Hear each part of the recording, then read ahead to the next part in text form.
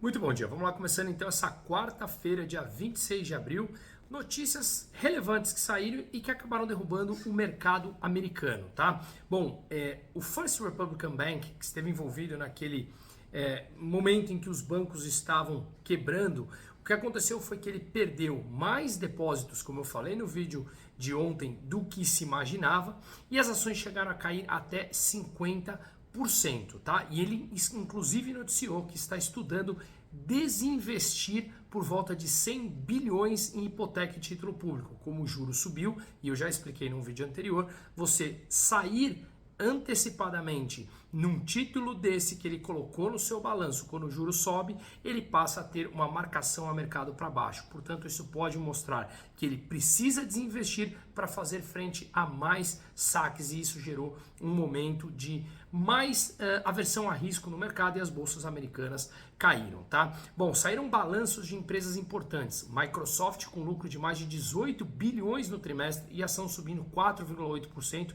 no aftermarket. Alphabet teve lucro de mais de 15 bilhões também no primeiro trimestre e ação subindo 2,5% no aftermarket. E o presidente americano Joe Biden anunciou que tentará a reeleição. Se ele fosse eleito, ele terminaria o segundo mandato com 86 anos de idade. Será que os Estados Unidos aguentam mais políticas dessas? Lembrando que ele está muito próximo das mínimas da sua avaliação positiva nos Estados Unidos, tá? Bom, o Spotify também atingiu 210 milhões de assinantes, lembrando que 21% desses totais vem da América Latina, que é o terceiro maior dos Estados Unidos, zona do euro, e depois a América Latina, tá? Eles cortaram 6% da força de trabalho e teve um prejuízo operacional de 156 milhões de euros, abaixo do que esperado, e as ações estavam subindo, tá? Agora aqui no Brasil, eu vou olhar aqui para não esquecer fatos que aconteceram hoje. Mercadante, presidente do BNDES, Alckmin, vice-presidente, e Lula falando, claro que falando muito mais do que a responsabilidade exige. Vamos lá, o Mercadante, para resumir tudo, ele falou que não vai haver inovação com essa taxa de juros que está aí.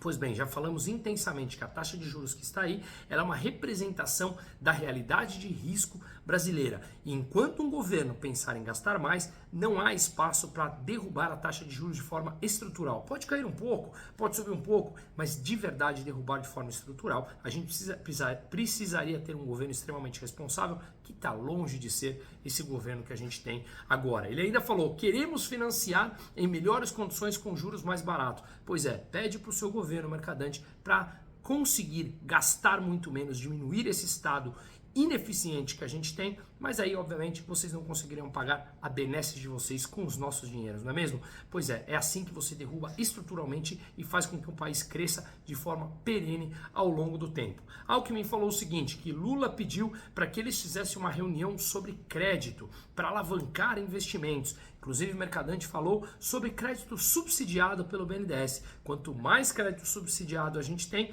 mais espaço para taxas de juros mais altas, obviamente, sobra. O Roberto Campos Neto, que foi sabatinado em 5 horas na Câmara e no Senado, com pessoas que não têm a menor ideia sobre economia, e Roberto Campos Neto é um avião tecnicamente falando, uma aula sobre macroeconomia. Imagina você explicar 5 horas para pessoas que não têm o menor conhecimento técnico sobre isso. Realmente uma salva de palmas para Roberto Campos Neto, com a sua capacidade incrível de explicar e a paciência que ele tem. Obviamente, ele falando que quanto mais crédito subsidiado uma economia tem, mais você precisa de juros altos, uma vez que a potência do resultado dos juros, ela influencia apenas o crédito não subsidiado. Quando você tem um crédito subsidiado pelo governo, isso vai gerar distorções na economia e a gente sabe que isso leva a prejuízos. Portanto, assim não haverá espaço para derrubar os juros de forma estrutural, tá? Além do mais, o governo do PT falou que pretende antecipar o fim da isenção fiscal para o setor de eventos e turismo, passando o chapéuzinho